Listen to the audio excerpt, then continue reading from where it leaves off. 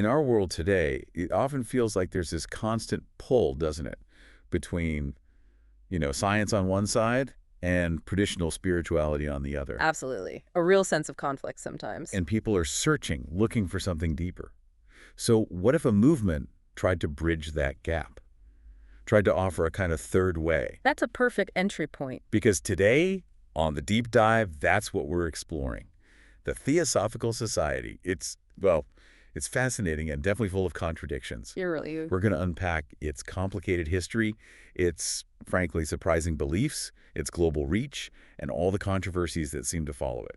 We're drawing on all the sources you've provided. a rich collection of material. And our mission, as always, is to pull out the key insights, the really important stuff, so you can quickly get a solid understanding of this very unique movement. Sounds good. Let's dive in. Okay, so to really get this, we need to step back in time. Picture the late 19th century. A really pivotal time.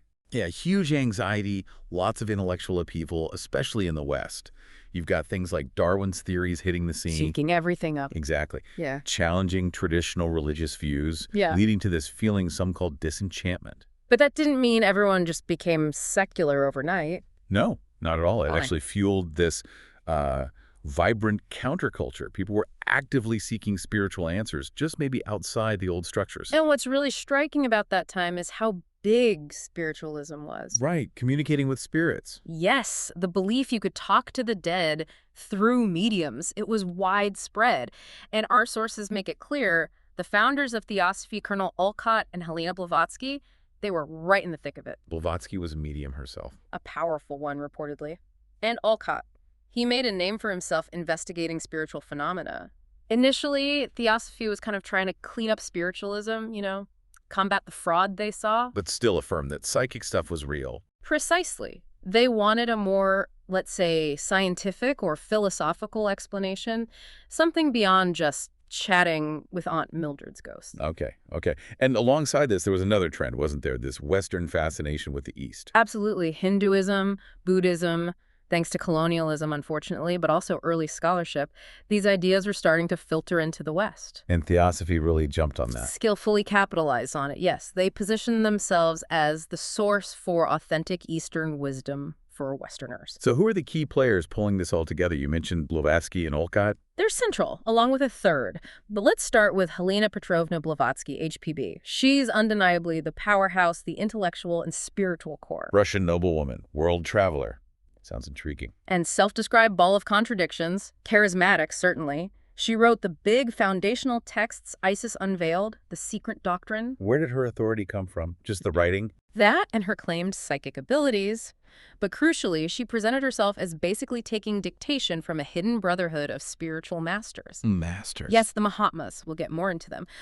But this claim was key to her authority. Sources do mention, though, her volatile personality and the accusations of fraud that followed her. Right. So mystic, writer, controversial figure, and Olcott.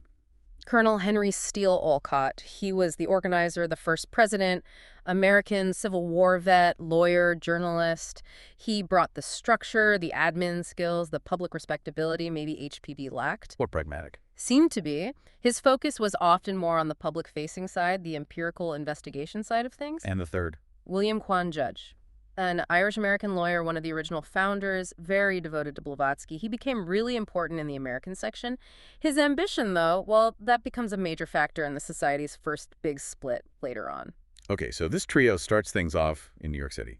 Modestly, it sounds like. Yes, formally set up November 17th, 1875. Initially, the focus was pretty Western occultism, Kabbalah, that sort of thing. But then came the big shift. A huge shift. Blavatsky and Olcott moved to India in 1878, and by 1882, they established the permanent international headquarters in Adyar, near Madras, now Chennai. And this wasn't just about finding a nice office space. Oh, far from it. If you connect the dots, this move totally cemented their Oriental identity.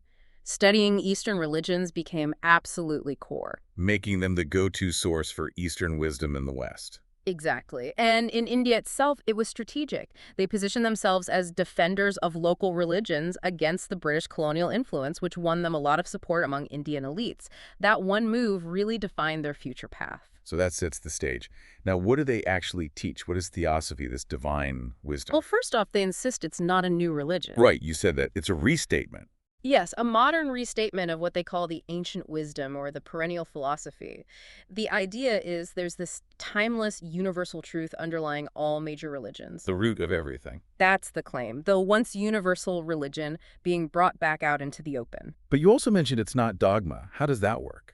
That's the interesting tension. Officially, you don't have to believe any specific doctrine to be a member. It's presented as a system for study, for personal exploration and realization. Hence the motto, there is no religion higher than truth. Exactly. It captures that anti-dogmatic spirit, which of course raises the question you hinted at. Yeah.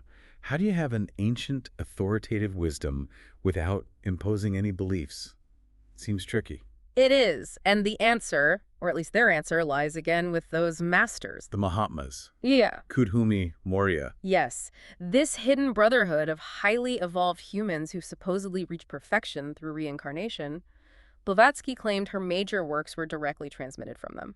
Ah, so that's the ultimate source of authority. Not scripture, not science, but these hidden masters channeled through Blavatsky. Correct.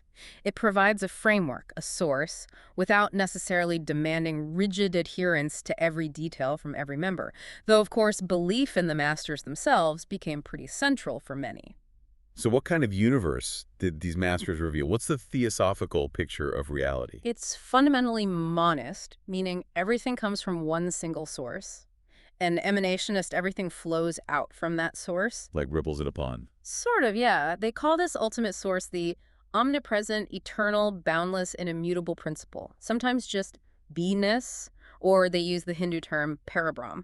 Okay, and from this beingness. The universe manifests, but not just once. It happens in these vast repeating cycles. Periods of cosmic activity called manvantara, followed by periods of cosmic rest or dissolution, pralaya. So the universe is constantly being born, living, dying, and being reborn. On an immense scale, yes. An eternal playground, as they put it, with worlds constantly appearing and disappearing. And where does evolution fit in? It's not just Darwin, is it? No, it's much grander. They talk about the intelligent evolution of all existence. It's universal, it's purposeful, it covers everything physical, spiritual, cosmic. Intelligent evolution, meaning there's a plan, a direction. Yes, a purposeful cosmic process. And humanity's evolution is a key part of that. They even described it progressing through stages called root races, the current global humanity being the fifth, which they termed the Aryan root race. We'll definitely need to come back to that Aryan term later, given the controversy. Absolutely. It requires careful handling.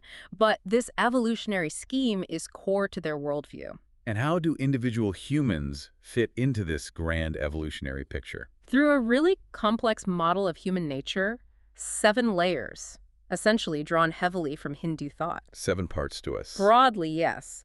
It divides us into a mortal part, the lower quaternary, that's our temporary personality, the physical body, the astral body or template, the life energy or prana, and the desire body or kamarupa. So the stuff that doesn't last. Right. And then there's the immortal part, the higher triad, which is the bit that reincarnates. That's manas, mind, buddhi, spiritual soul or intuition, and atma, spirit, the spark of the divine. Okay, that's quite a detailed map of the self. What's the purpose of this division? It explains consciousness, what happens at death, and crucially, what survives death and evolves. It's the higher triad, the enduring individuality that journeys through lifetime. Which brings us to karma and reincarnation. The absolute pillars of the whole system, ethically and in terms of salvation or liberation. Karma first. It's not about reward and punishment from God. No, it's impersonal. An unerring law of cause and effect, the ultimate law of the universe, they call it. Every action creates a cause, and the effect will return, perfectly balanced. And it applies to everyone and everything. Individuals, groups, even nations, they have this idea of distributive karma. And reincarnation is how this plays out over time. Exactly. It's the process where the immortal part of us, the higher triad or ego, takes on personality after personality, lifetime after lifetime. Why? What's the goal? To gather all possible experiences, to develop our spiritual potential, and ultimately, to achieve self-knowledge, liberation, and rejoin the divine source, but consciously. So, putting it all together, they presented this whole system Oh. as religion, philosophy. They explicitly called it a synthesis of science, religion, and philosophy. That's even the subtitle of the secret doctrine. Try to bridge those divides we talked about at the start. Precisely. They used the language of science, deliberately calling karma, cycles, reincarnation laws. They even suggested their claims could be empirically verified by developing latent psychic powers. So it's an occult science. That was the framing. Knowledge derived from masters who had scientifically mastered these universal laws. It was a powerful pitch for people caught between traditional faith and emerging science. A grand vision, certainly. But you mentioned irony earlier, a movement based on universal brotherhood having a history full of, well, fighting. Yes, it's a striking paradox. Despite the ideals, the history is marked by some pretty deep conflicts and splits. Let's look at that. They had these three objects, right? Universal brotherhood, comparative study, investigating hidden laws. Correct. And crucially, membership only required sympathy with those objects, not belief in specific doctrines. Plus, that principle of freedom of thought. No single teacher, not even Blavatsky, could impose beliefs. Which sounds great for inclusivity, and was intended that way, but that very lack of a central enforceable dogma, well, it created fertile ground for disagreements and power struggles. Especially after Blavatsky died. Exactly. She died in 1891, and the first major rupture wasn't far behind. A power struggle basically erupted between Colonel Olcott, William Q. Judge, and Annie Besant, who was becoming very influential. And this is where Judge comes back in. Yes. Judge, leading the American section, started claiming he was receiving his own direct messages from the masters, essentially setting himself up as HPB's successor. Which Olcott and Besant didn't buy. They suspected forgery. Things got heated. Olcott actually brought formal charges against Judge within the society. Accusing him of misusing the master's names. Yes. But here's the twist. The internal committee decided that since the society officially had no stance on whether the masters existed, it couldn't rule on whether Judge's letters were authentic or not. So Judge stayed in his position. Wow. A procedural loophole almost? You could see it that way. But the peace didn't last. Judge then tried to basically get Besant ousted. The American section rallied behind Judge and in April 1895 voted to secede. And that split the movement. Fundamentally. It created the two main branches we still see today. The International Society, based in Adyar, India, led then by Olcott and Besant, and the separated American group, which eventually became known as the Theosophical Society, Pasadena. So that was the first big break. What happened with the Adyar group under Besant? Besant became president in 1907, and alongside a very prominent and controversial clairvoyant named Charles Webster Leadbeater, they ushered in a new phase. Critics often call it neo-theosophy. Neo-theosophy. What was new? Leadbeater claimed extensive clairvoyant insights, leading to new doctrines. Things like occult chemistry, trying to describe atoms clairvoyantly. There was also a much stronger emphasis on ritual and ceremony, even co-founding the liberal Catholic Church. A church? That seems like a departure. It was, and it caused friction. Plus, Leadbeater faced repeated scandals involving his relationships with young boys he was mentoring, which created deep divisions. That sounds deeply problematic. It was, and it cast a long shadow. But perhaps the most significant and ultimately damaging project of this Besant-Leadbeater era was finding the next world teacher. Finding him. Leadbeater claimed to have discovered a young Indian boy, Jiddu Krishnamurti, on the beach at Adyar in 1909. Through clairvoyance, he declared this boy was destined to be the vehicle for the Maitreya, the world teacher. So they were grooming a messiah. Essentially, yes. Besant legally adopted Krishnamurti and his brother, and they created a whole organization, the Order of the Star in the East, specifically to prepare the world for his mission. How did members react to that? Seemed to fly in the face of no dogma. Huge dissent. Many felt it completely violated the society's core principles. This led to a significant back to Blavatsky movement, emphasizing the original teachings. And it spurred the creation of rival groups like the United Lodge of Theosophists, ULT, in 1909, which focused solely on Blavatsky and Judge's writings. So what happened with Krishnamurti? Did he fulfill the role? Well, here comes a dramatic climax. In 1929, Krishnamurti, by then a thoughtful adult, stood up before thousands of order members and completely repudiated the role. He rejected it. Publicly and unequivocally. He famously declared truth is a pathless land, arguing it couldn't be found through any organization, guru, or predetermined path. He dissolved the Order of the Star on the spot. Wow. That must have been devastating for Besant and the Adyar Society. Absolutely devastating. Sources suggest they lost up to a third of their membership almost overnight.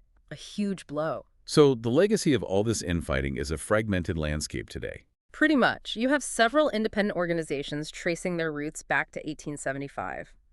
The Theosophical Society Adyar is still the largest, based in Chennai.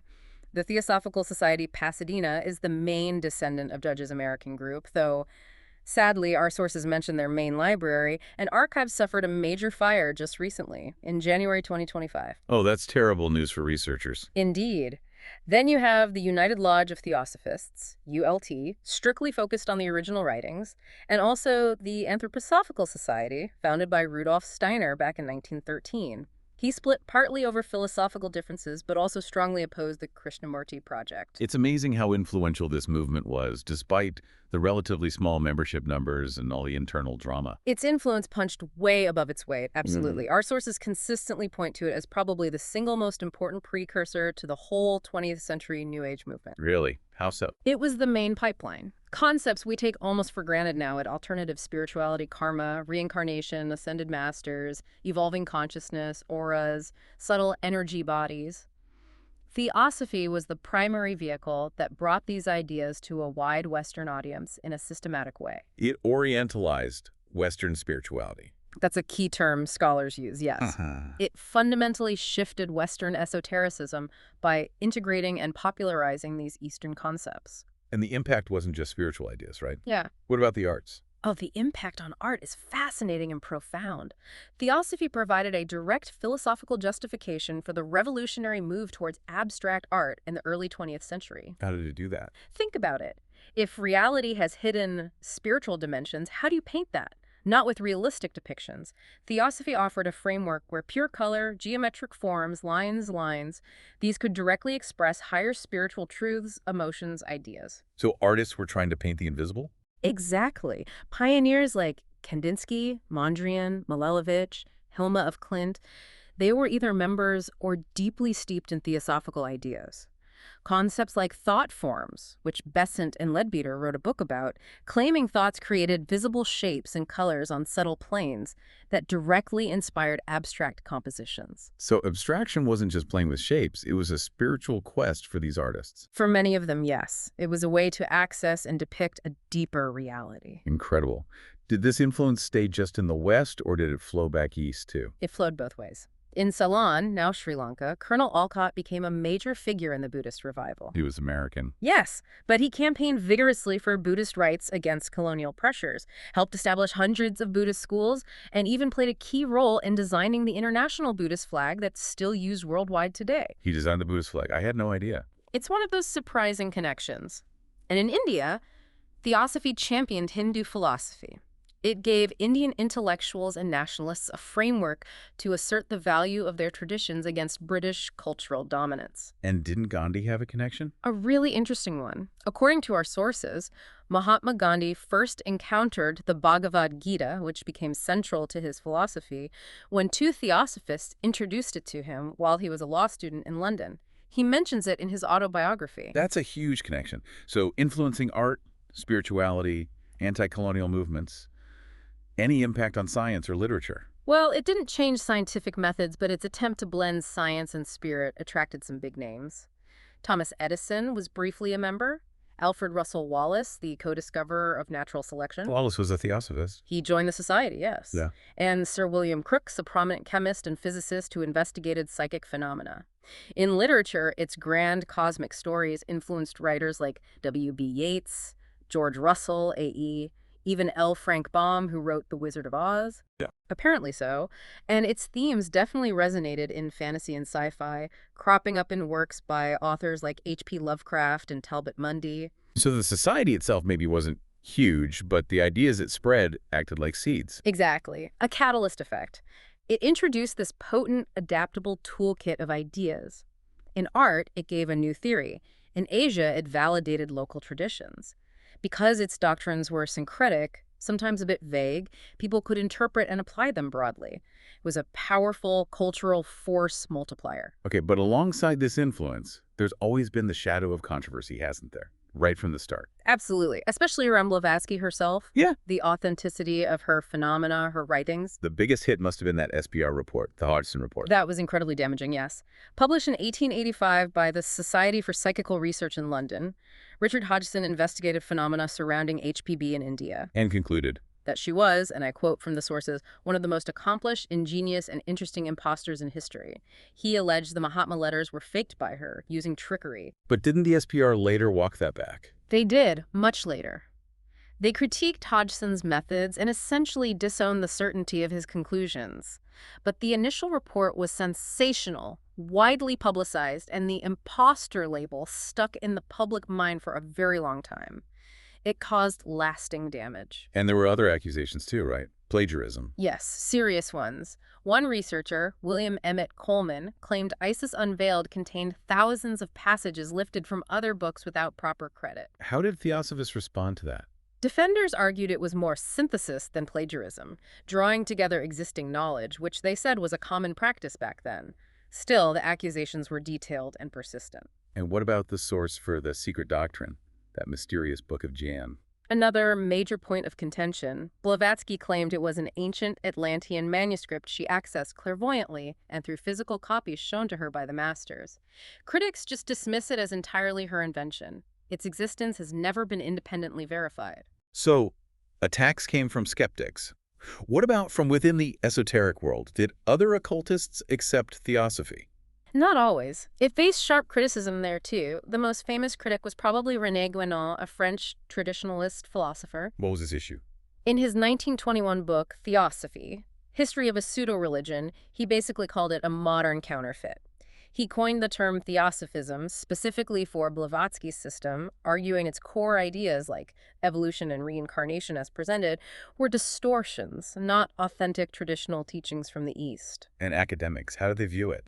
Early on, often with dismissal, the historian of religion Mircea Eliade famously called it a detestable spiritual hybridism. More recently, scholars critique its Orientalism, the way it sometimes presented Eastern ideas through a Western lens, maybe inaccurately. Olcott's Buddhist catechism, for example, is pointed out as being structured like a Catholic catechism. Okay, let's move to some of the more modern and very serious accusations mentioned in the sources. We need to be careful here, just reporting what the sources say about the claims and responses. First, racism.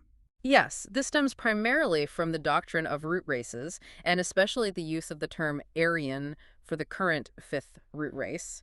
Given how the Nazis later misappropriated that term and related symbols like the swastika. Which also appears on the Theosophical Society seal. Exactly. That connection has led to persistent accusations of inherent racism in the doctrine itself. What is the Theosophical defense, according to the sources? They argue vigorously that Aryan was used by Blavatsky in its 19th century linguistic and spiritual sense, referring to Indo-European culture or a stage of spiritual evolution, absolutely not in a biological or racial supremacist way. Our sources quote Blavatsky directly. In reality, there are no inferior races, for all are one in our common humanity. Okay. What about charges of anti-Semitism? This arises from passages in Blavatsky's writings that are critical of aspects of Judaism, particularly the portrayal of God in the Hebrew Bible. And the response? Again, the sources show defenders trying to distinguish between critique of a religion's exoteric doctrines and prejudice against its followers. Some defenders do concede, however, that her language was harsh and could be, or has been, inappropriately applied to Jewish people themselves. And the Lucifer Journal. That must raise eyebrows. It certainly led to simplistic cries of Satanism, but Theosophists explain, as per the sources, that they use Lucifer in its original Latin sense, light bringer. A symbol of enlightenment, not the devil. Correct. A symbol of the independent mind bringing spiritual light, breaking free from dogma. No connection intended to the Christian figure of Satan.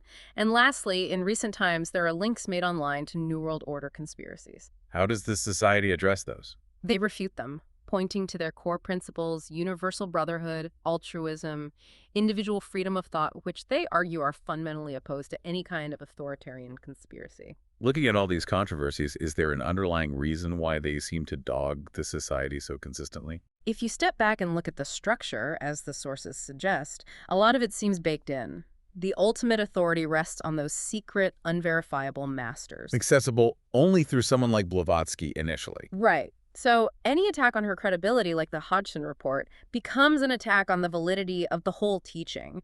And after she's gone, anyone claiming leadership, like Judge, has to assert their own unverifiable connection to the masters. Which almost guarantees conflict and potential splits. It seems to. This structural reliance on unverifiable hidden authority mediated through individuals has repeatedly put the society on the defensive. Okay, let's try to weave this together by comparing theosophy directly to some of the traditions it drew from. It called itself a synthesis, right? Yes, synthesis of science, religion, and philosophy. It's deeply eclectic. Starting with Hinduism, the influence seems massive. Oh, huge. Greatly dependent on Eastern traditions, especially Hindu, as one source puts it. Core concepts like karma, reincarnation, the ultimate reality, parabrahm, or Brahman, Maya, illusion, philosophical frameworks like Advaita Vedanta, yoga, they adopted all of this. But just adopted it wholesale. Right. Or changed it. Definitely reinterpreted it. They placed these Hindu concepts within their own Western evolutionary framework. This led to criticism from traditional Hindus and scholars like Gwenon, who found their version of cosmic cycles, for instance, to be a caricature. Are there specific doctrinal differences? Yes, things like the interpretation of the chakras, or even the ultimate goal. Theosophy's goal often seems more focused on accelerating evolution within the cosmos, whereas many Hindu paths aim for moksha, liberation from the cycle of rebirth altogether. What about Buddhism? You mentioned Olcott and Blavatsky taking vows. Their affinity with Buddhism was also very strong. They formally became lay Buddhists in Ceylon in 1880, probably the first prominent Westerners to do so publicly. And they preferred certain types of Buddhism. Yes, they leaned heavily towards Mahayana and particularly Tibetan Buddhism, seeing them as more esoteric and closer to the original ancient wisdom than, say, the Theravada school. Blavatsky even claimed her big works were based on hidden Tibetan manuscripts. So again, the question of divergence. How does Theosophical Buddhism compare to traditional Buddhism? That's a key question debated in the sources. A fundamental difference often pointed out is the ultimate goal. Nirvana. Right. In most Buddhist schools, nirvana means extinguishing the causes of suffering, the sense of self, to break free from the cycle of rebirth, samsara. Theosophy's goal, as we said, seems more about perfecting the higher self and actively participating in cosmic evolution. So different endgames. Arguably, yes. The authenticity of their Buddhism is complex. Some, like the current Dalai Lama, have praised aspects of it, seeing genuine Mahayana spirit. Others, especially from Theravada, reject the idea of a hidden, esoteric Buddhism entirely. Okay, now let's compare it back to spiritualism where it started. They shared a belief in life after death and psychic phenomena. Yes, common ground there. Survival of consciousness, reality of mediums, seances, etc. But they diverge sharply on the explanation. Spiritualists thought it was spirits of the dead. Generally, yes. Communication from deceased loved ones or other departed human spirits. But Theosophy had a different take. A much more complex and, frankly, cautious one. They argued most phenomena at seances weren't actual communications from the departed individual's core consciousness. So what was producing the phenomena, according to them? They proposed several possibilities. One was the astral shell, or kamarupa, basically, the leftover desires and psychic residue of the person, a sort of semi-conscious echo that fades over time. Not the actual person, just an imprint. Exactly. Or, they suggested, phenomena could be caused by elementals, non-human nature spirits who might mischievously impersonate the dead. Impersonators. Yes. Or, thirdly, it could simply be the unconscious psychic powers of the medium or even the sitters themselves projecting thoughts or extruding substances like ectoplasm. So much more complicated and less comforting maybe than just talking to grandma. Definitely. By offering these alternative explanations, Theosophy aimed to be a more critical, more scientific form of occultism, distinguishing itself from what it saw as the naive beliefs of popular spiritualism. So looking at how they drew from Hinduism, Buddhism, spiritualism, what's the underlying method here? How did they justify blending and changing these traditions? The key, according to the sources, is their core premise, that a hidden esoteric truth exists within all the public exoteric religions. So Theosophy holds the secret decoder ring. That's essentially the framework. It allows them to claim deep connections to traditions like Hinduism and Buddhism, while also explaining any differences by saying Theosophy is revealing the true hidden meaning that the mainstream religion might have lost or distorted over time. Like correcting the homework of other religions. Kind of. The sources give that example of A.P. Sinnett, an early theosophist, claiming Buddha actually reincarnated later as the Hindu philosopher Shankara, specifically to repair certain errors in his own previous teaching. Wow, that neatly resolves any contradictions between Buddhism and Advaita Vedanta from their perspective. Precisely. It's a powerful interpretive strategy. It lets them treat other religions as raw material, essentially, which Theosophy then synthesizes and clarifies using its master key, the ancient wisdom revealed by the masters. This helps explain both why their system can seem so comprehensive and coherent internally, and also why it's constantly accused of misrepresenting the traditions it draws upon. So wrapping this all up, the Theosophical Society, it really isn't one simple thing, is it? It's complex, paradoxical. A ball of contradictions, just like HPB herself. Yeah, it's presented as a timeless philosophy, but it's also clearly a product of its specific time, the late 19th century. It synthesizes East and West. It preaches universal brotherhood, but it has a history fractured by splits. And its cultural impact goes so far beyond the actual number of members. Absolutely. Looking back, what's its main legacy? I think connecting it all, its primary legacy is as this crucial cultural bridge, this intermediary.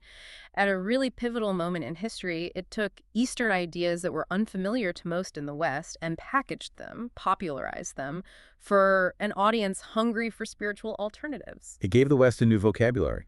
Karma, reincarnation, masters. Exactly. It laid the groundwork for abstract art. It birthed many core ideas of the New Age movement. It even played a role in anti-colonial thought in Asia. Do you think it's still relevant today? Yeah. Some critics in the sources say its role is largely obsolete now that Eastern ideas are everywhere. That's a fair point in one sense. You don't need the Theosophical Society today to learn about karma or meditation, but I think its core project that attempt to synthesize science, spirituality, ancient wisdom, modern thought, that impulse is still incredibly relevant. The big questions haven't gone away. Not at all. The nature of consciousness, the purpose of life, our place in the cosmos, these are perennial questions. So maybe a final thought for you, our listeners, to ponder after this deep dive. We've seen the controversies, the historical context, the claims of ancient wisdom, but setting that aside for a moment, how does Theosophy's fundamental quest, the drive to find a unifying truth that reconciles science and spirituality, how does that resonate with our own search for meaning in the 21st century? Something to think about.